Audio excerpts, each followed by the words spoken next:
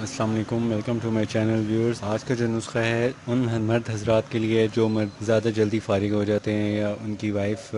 جو ان کو وائف سے پہلے ڈسچارج کا مسئلہ ہوتا ہے، تو اکثر پھر جو وائفز ہیں وہ اس وجہ سے مطلب ان کو سیٹسفیکشن نہیں ہوتی، تو اس نسخے کو استعمال سے انشاءاللہ ان کی جو خواتین ہیں ان کی جو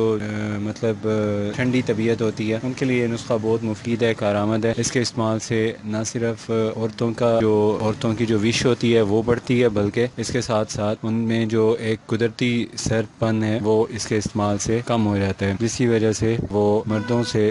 جس طرح مرد جلدی فارغ ہو جاتا ہے عورت دیر سے ہوتی ہے، اس کے استعمال سے مردوں کی طرح ان کو بھی شہوت جلدی پیدا ہو جائے گی۔ اور اس کے فائدہ یہ ہوتا ہے کہ وہ ٹائم سے مطلب مرد اگر فارغ ہوتا ہے تو عورت اور مرد کا انزال اکٹھے ہو جاتا ہے۔ یہ ہے کہ اسے استعمال کرنے سے کسی قسم کا کوئی سائیڈ ایفیکٹ نہیں ہوتا، نیچرل ہے۔ اس کے اندر آپ نے صرف دو چیزوں کا استعمال کرنا ہے، ایک